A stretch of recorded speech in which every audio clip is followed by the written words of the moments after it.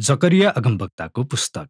यो पुस्तक निर्वासितहरू बेबिलोनबाट यरुसलेममा फर्केर आएपछि लेखिएको हो। अनि हामीलाई एजराको पुस्तकमा बताइएको छ कि जकरिया र हग्गैले सँगै मानिसहरूलाई मन्दिरको पुनर्निर्माण गर्न र परमेश्वरका प्रतिज्ञाहरू पूरा भएको देख्नका लागि चुनौती दिनुको साथै उत्प्रेरित पनि गरे। अब धेरै पहिले यर्मिया अगमवक्ताले भनेका थिए कि इस्रायलको निर्वासन 70 वर्षसम्म रहनेछ र त्यसपछि परमेश्वरले आफ्नो उपस्थितिलाई नयाँ मन्दिरमा पुनर्स्थापित गर्नुहुनेछ र सबै जातिहरूमाझ आफ्नो राज्य र मसीहको शासन ल्याउनुहुनेछ। यस पुस्तकको सुरुका मितिहरूले हामीलाई बताउँछन् कि ती 70 वर्षहरू लगभग समाप्त भइसकेका छन्, तर इस्रायलमा जीवन कठिन थियो र यी कुनै पनि प्रतिज्ञाहरू पूरा हुन गइरहेको छ जस्तो देखिँदैनथ्यो। किन? यसको व्याख्या जकरियाको पुस्तकले प्रदान गर्दछ। यसको संरचना एकदम स्पष्ट छ। त्यहाँ एक परिचय छ जसले जकरियाको सपना दर्शनहरूको ठूलो संग्रहको लागि भूमिका तयार गर्दछ। अनि यसको समाप्ति 7 र 8 अध्यायद्वारा हुन्छ। अनि त्यसपछि कविता र भविष्यवाणीका थप 2 ठूला संग्रहहरू छन्। आउनुहोस् अब हामी यसलाई गहिरिएर अध्ययन गर्नेछौँ। यो जकरियाले आफ्नो पुस्तालाई दिएको यो आह्वान सहित सुरु हुन्छ कि तिनीहरू परमेश्वरमा फर्कुन् र तिनीहरूका पुर्खाहरू जस्तो नबनुन्, जसले विद्रोह गरे र पहिलेका अगमवक्ताहरूको कुरा सुन्न अस्वीकार गरे, जसको कारण तिनीहरू निर्वासनमा जानु पर्यो। यसैले अब निर्वासनबाट फर्केकाहरूले जकरियालाई सकारात्मक प्रतिक्रिया दिन्छन्। तिनीहरूले पश्चाताप गर्छन् र परमेश्वरको सामु नम्र हुन्छन्, अर्थात् त्यस्तै भए जस्तो देखिन्छ। अर्को ठूलो भाग रातको समयको 8 दर्शनहरूको संग्रह हो जुन जकरियाले अनुभव गरेका थिए। अनि तपाईलाई तयार गर्न यी धेरै विचित्र अनौठा चित्रणहरूले भरिएका छन्, तपाईका सपनाहरू जस्तै। परमेश्वर प्रतीकात्मक सपनाहरू मार्फत मानिसहरूलाई बोल्नुहुन्छ भन्ने विचार धेरै पुरानो हो। यो उत्पत्तिको पुस्तकबाटै सुरु भएको छ, जस्तै याकुब र योसेफ र फारोका सपनाहरू।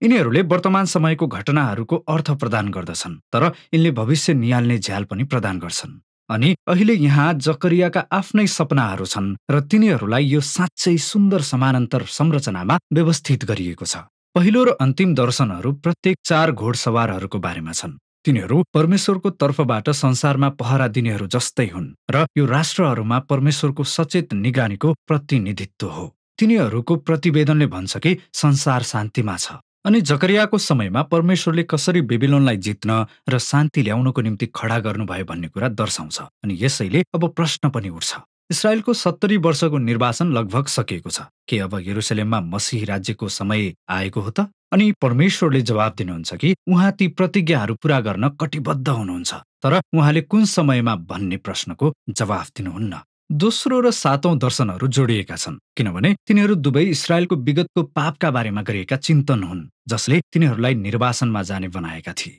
दोस्रो दर्शन यी सिंहहरूको बारेमा हो, जसले ती राष्ट्रहरूलाई दर्शाउँछ जसले इस्रायललाई आक्रमण गरेर तितर-बितर पारे, अर्थात् अश्शूर र बेबिलोन।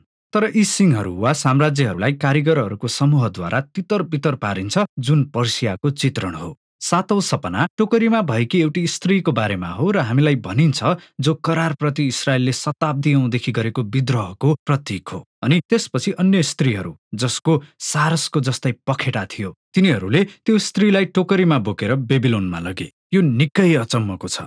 तेस्रो र 6औं दर्शनहरू जोडिएका छन्, किनकि तिनीहरू दुवै नयाँ यरुसलेमको पुनर्निर्माणको बारेमा हुन्। यहाँ एकजना मानिसले सहर नापिरहेका छन्, अनि यो परमेश्वरको त्यो प्रतिज्ञाको चित्रण हो कि यरुसलेमको पुनर्निर्माण हुनेछ र यो जाति-जातिहरूका लागि प्रकाश बन्नेछ अनि तिनीहरू परमेश्वरका मानिसहरूसँग मिलेर आराधना गर्नेछन्।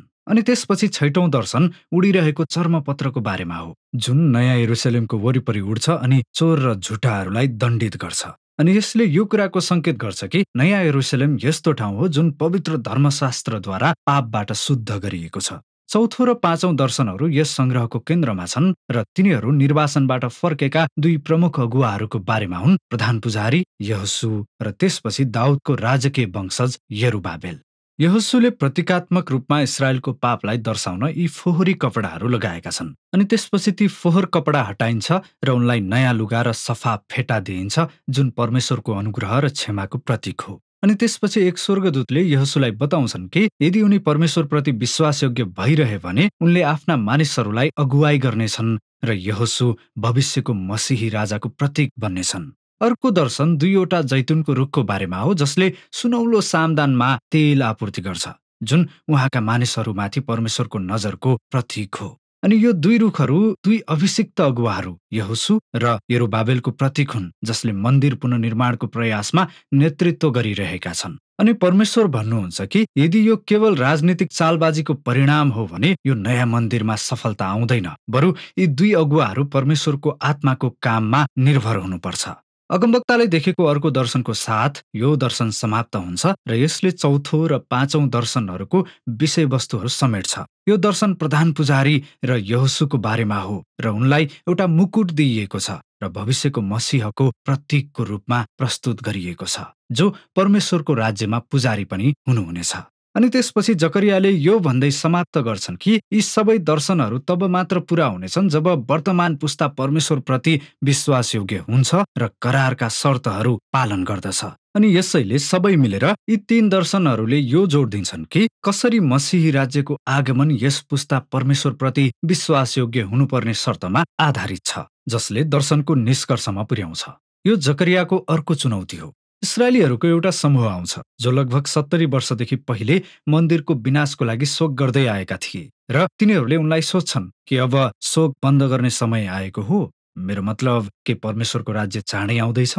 अनि जकरियाले तिनीहरूलाई फेरि सम्झाउँछन् कि कसरी तिनीहरूका पुर्खाहरूले अगमवक्ताहरू मार्फत परमेश्वरको आह्वानलाई अस्वीकार गरेका थिए, जसको कारण तिनीहरू निर्वासनमा लगिए र त्यसैले उनले तिनीहरूलाई पनि चुनौती दिन्छन्। उनी भन्छन् यो पुस्ताले तब मात्रै मसीही राज्य देख्नेछन् जब तिनीहरूले न्याय र शान्ति धारण गर्नेछन् र करारप्रति विश्वासयोग्य हुन्छन्। अर्को शब्दमा जकरियाले तिनीहरूको प्रश्नलाई उल्टाउँछन्।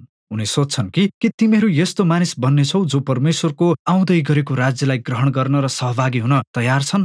अनि त्यो प्रश्न त्यही अड्किएको छ। मानिसहरूले जवाफ दिँदैनन् र पुस्तक अगाडि बढ्छ।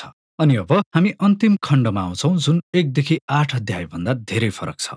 प्रत्येक खण्ड आउनेवाला मसीहको राज्यको बारेमा कविता र चित्रणहरूको बहुरूपदर्शी समूह हो। पहिलो 9 देखि 11 अध्यायले आउनुहुने नम्र मसीही राजाको बारेमा वर्णन गर्दछ, जो जातिहरूमाझ परमेश्वरको राज्य स्थापना गर्न नयाँ यरुसलेममा गधामा सवार भएर प्रवेश गर्दै हुनुहुन्छ। तर अचानक यो राजालाई इस्राएलको बगालका गोठालोको रूपमा चित्रण गरिएको छ र उहाँलाई इन्कार गरिन्छ, पहिले उहाँका आफ्नै मानिसहरूद्वारा र त्यसपछि तिनीहरूका अगुवाहरूद्वारा पनि, जसलाई गोठालाको रूपमा चित्रण गरिएको छ।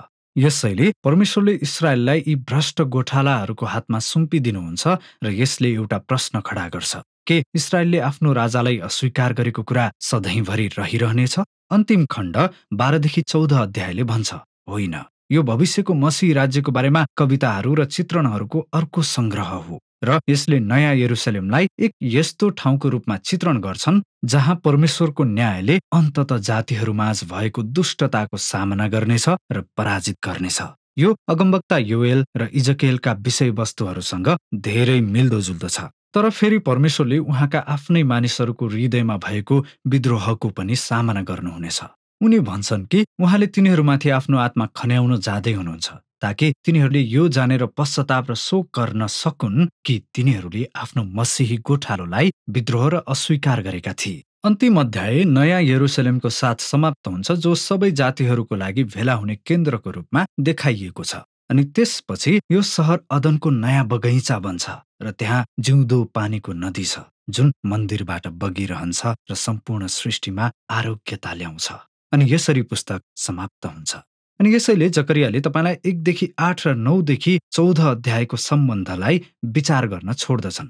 अनि मुख्य कुरा यो हो कि पुस्तकको दोस्रो भागमा बताइएको भविष्यको मसीही राज्य तब मात्र आउनेछ जब परमेश्वरका मानिसहरू करारप्रति विश्वासयोग्य हुन्छन्, जुन पहिलो आधा भागको मुख्य विषय हो। जकरियाको पुस्तक पढ्नु एक विचित्रको यात्रा गर्नु सरह हो। यी दर्शनहरू र कविताहरू चकित पार्ने दृश्यहरूले भरिएका छन् र तिनीहरूले विचारको रेखीय प्रवाहलाई पछ्याउँदैन।